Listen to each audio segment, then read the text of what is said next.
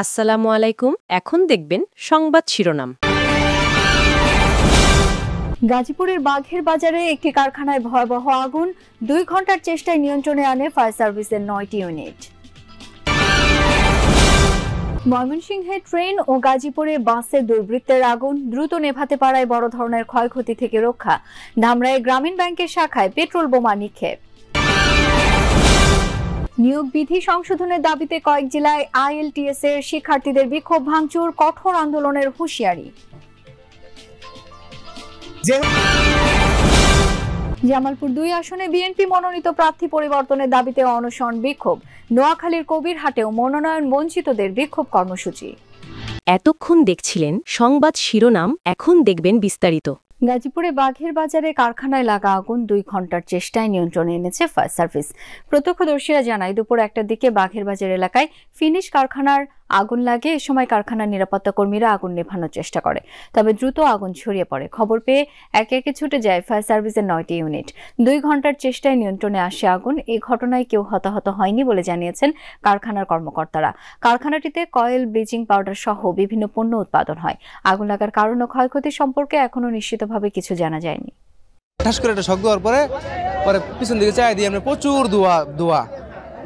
প্রচুর ধোয়া পরে আইসা দিয়ে আপনার অবস্থা কাহিল, মানে যেটুকু আগুন আছিল সেটুকু আপনার নিবানো সম্ভব আছিল। ব্লিচিং পাউডার তৈরি হয়, তারপরে কোয়েল, ফিক্সল, তারপরে আইপি, আরও ওয়াশিং, অনেক কিছু। লাঞ্চের সময় অনেক সেকশনে আপনার লাঞ্চে বিরতিতে বের হয়ে গেছে, বা আমরা যারা ছিলাম সবাই সুস্থভাবে আলহামদুলিল্লাহ বের হয়েছি। ভিতরে হিউজ ব্যাপক পরিমাণে কেমিক্যাল, কাঁচামাল, ফিনিশ প্রোডাক্ট ছিল। এই সবগুলোকে মাথায় রেখে, চ্যালেঞ্জকে মাথায় রেখে আলহামদুলিল্লাহ আমরা চেষ্টা করেছি। আল্লাহর রহমতে আমরা এখন পর্যন্ত সেফ পজিশনে আছি। গাজীপুরের শ্রীপুরে ঝুটের গুদামে লাগা আগুনে পড়ে গেছে বিপুল পরিমাণ মালামাল।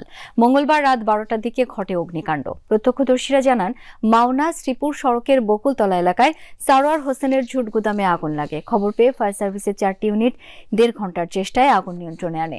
এর আগেই পুড়ে যায় গুদামে থাকা মালামাল। এ সময় ঝুট গুদামে বেঁধে রাখা 3টি গরু দগ্ধ হয়ে মারা যায়। আগুন লাগার কারণ খতিয়ে দেখছে ফায়ার সার্ভিস।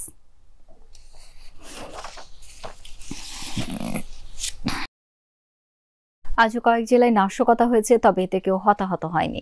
ময়মনসিংহে ট্রেনের একটি বগিতে আগুন দেয় দুর্বৃত্তরা, তবে দ্রুত তার নেভাতে পারায় বড় ধরনের ক্ষয়ক্ষতি হয়নি। রেল কর্তৃপক্ষ জানায়, ময়মনসিংহ রেল স্টেশনের ওয়াশপেটে একটি ট্রেন দাঁড়ানো ছিল। ভোর 4টার দিকে একটি বগিতে আগুন দেয় দুর্বৃত্তরা। নিরাপত্তা বাহিনীর সদস্যরা তাদের ধাওয়া দিলে পালিয়ে যায়। আগুন ছড়িয়ে পড়ার আগেই দ্রুততার সাথে নিভিয়ে ফেলা হয়। পড়ে যায় কয়েকটি সিটের বেশ কিছু অংশ।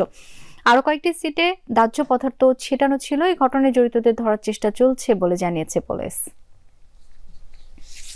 তাৎক্ষণিকভাবে আগুন নিভানোর কারণে বড় ধরনের কোনো দুর্ঘটনা বা ক্ষতি সাধন হয় না। এই ব্যাপারে কোনো এখন পর্যন্ত আটক হয় নাই। আমরা তদন্ত করতেছি, কারা জড়িত থাকতে পারে তাদেরকে শনাক্ত এবং গ্রেপ্তারের চেষ্টা অব্যাহত আছে।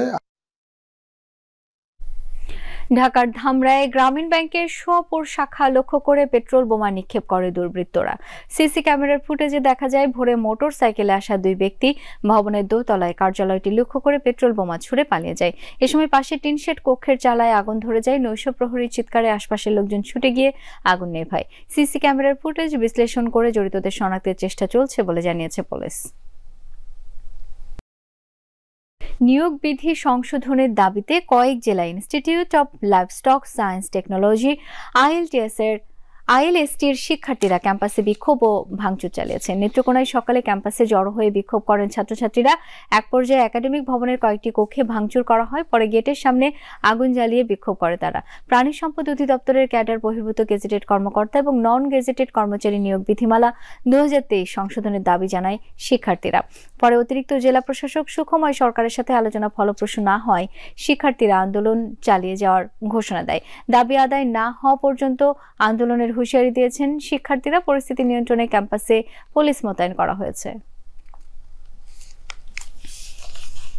অতর্কিতভাবে নিয়োগ বিজ্ঞপ্তি প্রকাশ করার প্রতিবাদে আমরা আজকে নামছি। আজকে আমরা আন্দোলন ভাঙচুর করতেছি। যেহেতু এই আইএলএসটি গুলা থেকে ছাত্রদেরকে কোনো চাকরি দিবে না, সেহেতু আমরা মনে করি এখানে লেখাপড়ার কোনো প্রয়োজন নাই। আজকের মধ্যে অবৈধ নিয়োগ বিজ্ঞপ্তি এবং অবৈধ ছাড়পত্র বাতিল করতে হবে। আজকে দিনের মধ্যে ওই অবৈধ নিয়োগ বিজ্ঞপ্তি যদি বন্ধ না করে তাহলে আইএলএসটি সব পুরাই দিব।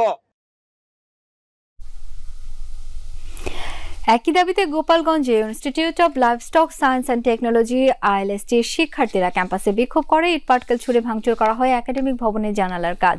প্রাণী সম্পদ অধিদপ্তরের ক্যাডার বহির্ভূত গেজেটেড কর্মকর্তা এবং নন গেজেটেড কর্মচারী নিয়োগ বিধিমালা সংশোধন করা না হলে কঠোর আন্দোলনের হুঁশিয়ারি দেন তারা। ব্রাহ্মণবাড়িয়ার নাসিরনগরেও আইএলএসটির শিক্ষার্থীরা ক্যাম্পাসে বিক্ষোভ ও ভাঙচুর চালায়। সকালে একাডেমিক ভবনের কয়েকটি কক্ষে ভাঙচুর করা হয়। পরে ক্যাম্পাসের প্রধান ফটকের সামনে আগুন জ্বালিয়ে বিক্ষোভ করে তারা। প্রাণী সম্পদ অধিদপ্তরের নিয়োগ বিধিমালা দ্রুত সংশোধনের দাবি জানান শিক্ষার্থীরা। পরে প্রশাসনের আশ্বাসে আন্দোলন স্থগিত করেন তারা।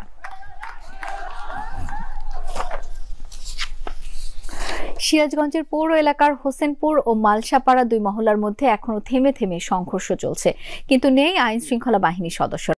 জামালপুর 2 আসনে বিএনপি মনোনীত প্রার্থী পরিবর্তনের দাবিতে অনশন ও অবস্থান কর্মসূচি পালন করেছেন মনোনয়ন বঞ্চিত নেতার সমর্থকরা।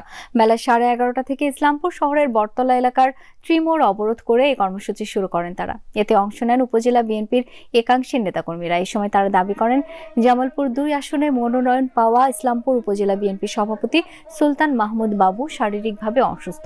এছাড়া তত্ত্বাবধায়ক সরকারের সময় সংস্কারপন্থী নেতা হিসেবে পরিচিত তিনি, তাই তার মনোনয়ন বাতিল করে বিএনপি চেয়ারপারসনের উপদেষ্টা ও সাবেক মন্ত্রী পরিষদ সচিব এএসএম আব্দুল হালিমকে মনোনয়ন দেওয়ার দাবি জানান তারা। দুপুর 2টা পর্যন্ত চলে এই কর্মসূচি। বিএনপি থেকে একটি মনোনয়ন দেওয়া হয়েছে, তো আমরা সেই মনোনয়ন মানি না, আমরা সেটা প্রত্যাখ্যান করি এবং আমরা জনাবে এসএম আব্দুল হালিম সাহেবকে চাই। কাফন পড়েছি, তার জন্য আমরা চাই হালিম ভাই হচ্ছেন একজন যোগ্য ব্যক্তি, সৎ ব্যক্তি, উনি যাতে মনোনয়ন পান এর দাবিতে আমরা আজকে এই রাজপথে নেমেছি। এদিকে নোয়াখালী 5 আসনে বিএনপির মনোনয়ন পুনঃবিবেচনার দাবিতে বিক্ষোভ সমাবেশ করেছেন কেন্দ্রীয় নেতা বজলুর করিম চৌধুরীর কর্মী সমর্থকরা।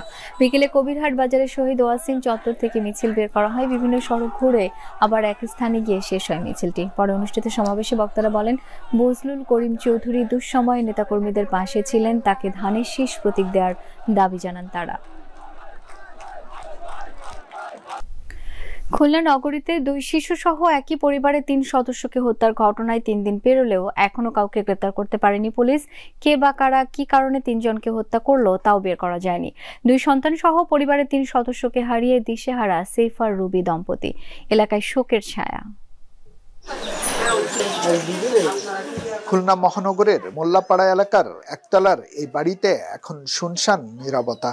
অথচ 3 দিন আগেও 2 ভাই বোন 6 বছরের ফাতিহা আর 8 বছরের মুস্তাকিমের ছুটাছুটিতে মুখর থাকত বাড়িটি।